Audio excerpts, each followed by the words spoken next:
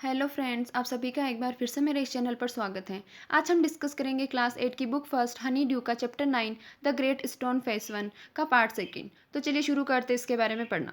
The years went on and Ernest grew to be a young man. कई साल बीतते गए और अर्नेस्ट जो एक छोटा सा बच्चा था वहाँ अब बड़ा हो गया है और एक यंग मैन बन गया है। He attracted little notice from the inhabitants of the valley. They saw nothing remarkable in his way of life except that when the labor of the day was over he still loved to gaze upon the great stone face।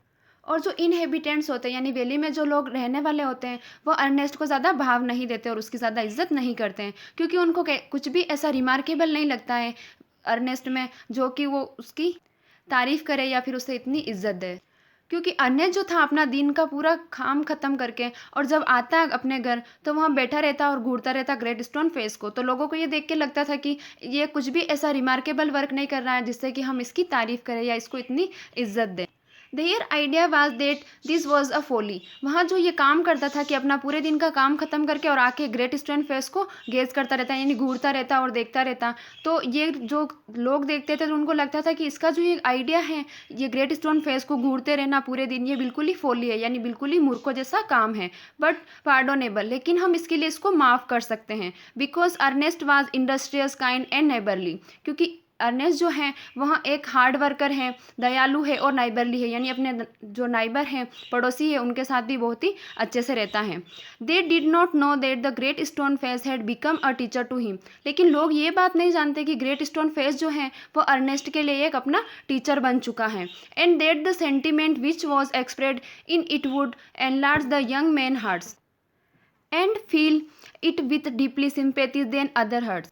तो great stone face जो था वहाँ teacher कैसे बन गया था Ernest का? क्योंकि ग्रेट स्टोन फेस ने बिना कुछ बोले अर्नेस्ट के अंदर सेंटिमेंट डाल दिए थे, यानी उसके अंदर इमोशन को डाल दिया था, और इसकी वजह से उसका जो दिल था वहाँ एनलार्ज हो गया था यानी बड़ा हो गया था, और वह दूसरों लोगों के प्रति डीपर सिंपैथी दिखाता था यानी सहानुभूति दिखाता था और दूसरों की बात बिना बोले ही समझ जाता था कि उनको क्या प्रॉब्लम हो रही है, उनको वो फील कर सकता था, और दूसरों को किसी चीज़ की ज़रूरत होती तो भी तो वो समझ जाता था। और ये सब उसे कैसे पता चला? उसके टीचर ग्रेट स्टोन फेस को देखकर ही उसे पता चला और उसी से उसने ये सब सीखा है। लेकिन लोग इस बारे में नहीं जानते थे, उनको तो ये लगता था कि अर्नेस्ट जो है वहाँ ग्रेट स्टोन फेस को घूरता रहता है और अपना टाइम ऐसे ही वेस्ट करता है। They did not know that from this would come a better wisdom than could be learn from book. और लोगों को ये बातें समझ में नहीं आ रही है कि वो जो अर्नेस्ट जो है वह ग्रेट स्टोन फेस को गैस करता रहता है, घूरता रहता है, तो इससे उसको ज़्यादा विजडम मिलेगी इसके अलावा कि आप किसी बुक को पढ़ो। यानी अर्नेस्ट यहाँ पर यही बताता है कि आप किसी बुक को पढ़ोगे तो भी आपको इतनी विजडम नहीं मिलेगी, इतनी बुद्धि नहीं मिलेगी जितनी कि मैं इस ग्रेट स्टोन फेस को गेस करता रहता हूँ इससे मेरे को मिली है। Neither did Ernest know the thoughts which comes to him so naturally in the fields and at the fireside were of the higher tone than those which all man shared with him. तो अर्नेस्ट भी इस बात को नहीं जानता है कि उसके जो थॉट्स है, उसके जो विचार हैं, जो उसको फील होता है वह ज़्यादा बड़ी है और अन्य लोगों से जो कि दूसरे लोग हैं उनसे भी बड़ी है, ये बात अर्नेस्ट को नहीं पता थी। और ये सब चीज़ें जो है अर्नेस्ट के अंदर आई है, जो थॉट्स वह नेचुरली आई हैं और उसने किसी भी बुक को नहीं पढ़ा है, और इसके अंदर जो है ये सारी चीज़ें ये हायर टोन है यानी बहुत ही ज़्यादा सुपीरियर है, बहुत ही अच्छी है, और अपनी इन्हीं आदतों को ये सब लोगों के साथ शेयर भी करता है। A simple soul simple as when his mother first told him the old story he beheld the marvellous face looking down the valley and still wondered why its human likeness was so long in coming. तो अन्य जो था वहाँ एक simple soul था यानी बहुत ही सीधा साधा आदमी था, और ये खुशी से अपनी लाइफ जी रहा है, और अभी तक भी अपनी उसकी माँ ने जो उसको फर्स्ट टाइम स्टोरी सुनाई थी ओल्ड स्टोरी, उसको अभी भी वो रोज़ उस ग्रेट स्टोन फेस को देखता है और उसको याद करता रहता है, और वो सोचता है कि माँ ने जो बताया था कि ये मार्वेलियस फेस जो आएगा इस वैली के अंदर, ग्रेट स्टोन फेस के अंदर जैसा मार्वेलियस फेस दिखाई दे रहा है वैसा ही फेस जो है उस फेस का व्यक्ति आएगा, लेकिन वो आने में इतना टाइम क्यों ले रहा है? By this time poor Mr Gathergold was dead and बराई।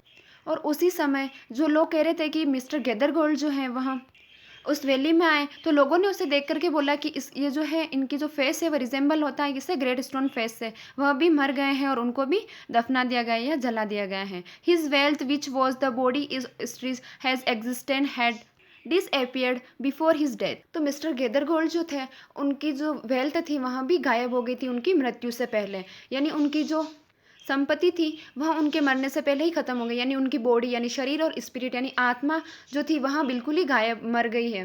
क्योंकि एक इंसान की लाइफ में दो ही चीज़ें होती है, बॉडी और स्पिरिट। लेकिन मिस्टर गेदरगोल्ड जो था उनके लिए वेल्थ ही सब कुछ था, इसके अलावा उनकी लाइफ में कुछ भी और नहीं था इम्पोर्टेंट, तो वो भी उनकी लाइफ में ख़त्म हो गया था। Since the melting away of his gold, it had been generally agreed that there was no great likeness, after all, between the ruined merchant and the majestic face upon the mountain. तो जब mister गेदरगोल्ड उस valley में आए थे तो लोगों ने बताया था कि इनका जो फेस है वो रिजेंबल हो रहा है ग्रेट स्टोन फेस से, क्योंकि उनके पास बहुत ज़्यादा धन था, पैसे थे और गोल्ड भी था। लेकिन वो सब चला गया तो लोगों ने बोल दिया कि ये जो है ये ग्रेट स्टोन फेस जैसा नहीं है, इसकी शक्ल जो है वह ग्रेट स्टोन फेस में जैसी बताई गई है उस स्टोरी में कि एक व्यक्ति आएगा जिसकी शक्ल ग्रेट स्टोन फेस से मिलती होगी, वैसा व्यक्ति ये बिल्कुल भी नहीं है, क्योंकि उसकी जो पैसा था और उसका जो धन था वह बिल्कुल ही ख़त्म हो गया। तो जब उसका धन जो था वह ख़त्म हो गया और बर्बाद हो गया तो लोगों ने ये समझ लिया कि इसका कोई भी संबंध नहीं है इस ग्रेट स्टोन फेस के और इस मर्चेंट के फेस के बीच में, क्योंकि ये मर्चेंट जो है यहाँ तो बर्बाद हो गया। रेंट का मतलब होता है बर्बाद होना, तो इस बर्बाद हुए व्यापारी और इस माउंटेन का जो फेस है जो प्रोफेसी में बताया गया है उस व्यक्ति के बीच में इसका कोई संबंध नहीं है। It so happen that another son of the valley had become a soldier many years before. और ये सब जब हुआ उसके बाद ही एक व्यक्ति था जो कि सोल्जर यानी सिपाही बनने के लिए कई साल पहले यहाँ से छोड़ करके चला गया था, वह वापस लौट करके आ जाता है। After a great deal hard fighting he was now a famous commander, यानी उसने बहुत सारी लड़ाई करी और फाइटिंग करी, उसके बाद वह एक फेमस कमांडर बन गया। He was know on the battle field by the name of blood and thunder, यानी उसने बहुत सारी लड़ाई करी और युद्ध किए, उसके बाद उसे एक निकनेम दे दिया गया blood and thunder. Old and tired now he has lately expressed a desire to return to his native valley. तो ये जो सोल्जर था यह भी बहुत ज़्यादा बूढ़ा हो चुका था और थक चुका था बैटल फील्ड में लड़ाई कर करके, तो इसने भी डिसाइड किया कि ये जो अपना लास्ट का टाइम है अपनी वैली में जाकर ही वापस बिताएगा। The inhabitants, his old neighbors and their grown-up children, prepared to welcome the renowned commander.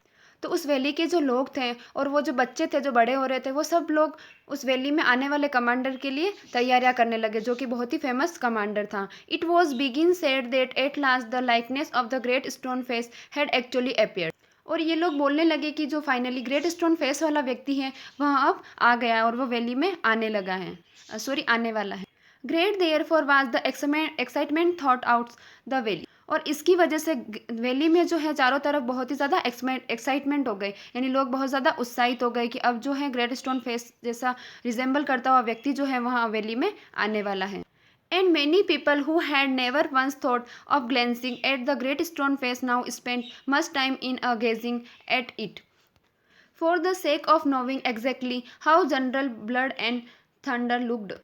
तो बहुत सारे लोग ऐसे थे जिन्होंने ग्रेट स्टोन फेस को इतना महत्व नहीं दिया, लेकिन जब उन्हें लगा कि ये जो कमांडर है वापस आ रहा है और सभी लोग कह रहे हैं कि ग्रेट स्टोन फेस से इसका फेस जो है वह मिलता जुलता है, तो वह भी ग्रेट स्टोन फेस को घूर घूर के और देखने लगे। और वो ये देखने के लिए उस ग्रेट स्टोन फेस को देख रहे थे कि ये जो ग्रेट जनरल आने वाला है वहाँ कैसा दिखता होगा। हमें इस ग्रेट स्टोन फेस को अच्छे से देखना होगा, तभी हम पता लगा पाएंगे कि ये जो ग्रेट जनरल आ रहा है यह इससे रिजेंबल होता है या नहीं होता इसका face. On the day of the general arrival, Ernest and all the other people of the valley left their work and proceeded to the spot where a great banquet had been prepared. तो जिस दिन general आने वाला था उस दिन सभी लोग अपना वर्क छोड़ते हैं और उस स्थान पर चले जाते हैं जहाँ एक बैंक्वेट लगाया गया, यानी कि फीस्ट रखा गया, यानी भोजन वगैरह रखा गया। तो उस स्थान पर सब लोग चले गए उस जनरल का वेलकम करने के लिए। Soldier stood on guard, flags waved and the crowd roared. तो वहाँ पर जब वो शोल्डर आया तो उसके साथ बहुत सारे गार्ड खड़े हुए थे और फ्लैग लहरा रहा था और बहुत ज़्यादा क्राउड थी, रोड कर रही थी यानी चिल्ला रही थी। Ernest was standing too far back to see blood and the thunder face, however he could hear several voice, it's is the same face exactly, cried one man dancing for joy. तो Ernest जो था वहाँ उस व्यक्ति से काफ़ी दूर खड़ा हुआ था और वहाँ उस इतनी भीड़ भाड़ में उस व्यक्ति का ब्लड और थंडर का चेहरा सही से देख नहीं पाया, लेकिन उन्हीं में से कई लोगों की आवाज़ें आने लगी कि यह तो वो ही है। It is a joy, it is the same face exactly, यहाँ तो बिल्कुल ही सेम चेहरा है। क्राइड ऑन वन मैन, एक व्यक्ति जोर से चिल्लाया। डांसिंग फॉर जॉय, और जोर डांसिंग करने लगा यानी नाचने लगा बहुत ही उत्साह के साथ। Wonderfully like it's that it facts replied another, तो एक और दूसरा पर्सन जो है उसकी हाँ में हाँ मिलाता है और कहता है कि वंडरफुल यानी बहुत अच्छा, ये तो उसी की तरह दिखाई दे रहा है, सेम टू सेम।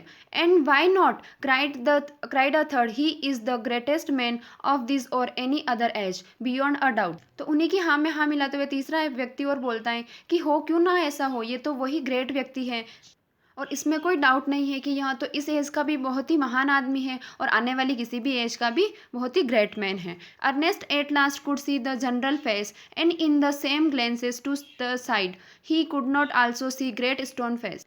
तो लास्ट में क्या होता है कि भीड़ जो है वह थोड़ी कम हो जाती है और अर्नेस्ट फाइनली उस व्यक्ति की शक्ल देख पाता है और साथ ही साथ वो ग्रेट स्टोन फेस का चेहरा भी देख पाता है। If there was such a likeness as the crowd proclaimed. तो अर्नेस्ट कहता है कि ये जो क्राउड है ये प्रोक्लेम कर रही है, दावा कर रही है कि इन दोनों के बीच में कोई सिमिलरिटी है, ग्रेट स्टोन फेस के फेस में और इसके फेस में, लेकिन Ernest could not recognise it. लेकिन अर्नेस्ट कहता है कि मुझे तो ये बिल्कुल भी दिखाई नहीं दे रहा है, मैं तो ऐसा बिल्कुल भी फील नहीं कर पा रहा हूँ। Fear not, Ernest said his heart as if the great stone face was whispering to him, fear not Ernest, he will come.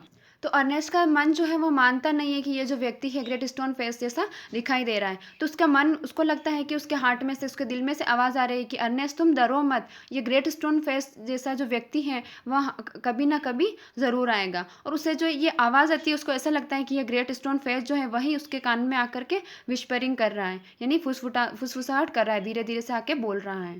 तो अर्नेस्ट को ऐसा लगता है कि यह जो वॉइस आ रही है यह उसके दिल से नहीं बल्कि ग्रेट स्टोन फेस जो है उसकी वॉइस आ रही है और वही आकर के उसे कह रहा है कि अर्नेस्ट तुम डरो मत, तुम इतना चिंतित मत हो, यह व्यक्ति जो कि ग्रेट स्टोन फेस जैसा दिखाई देता है वहाँ बहुत ही जल्दी आएगा।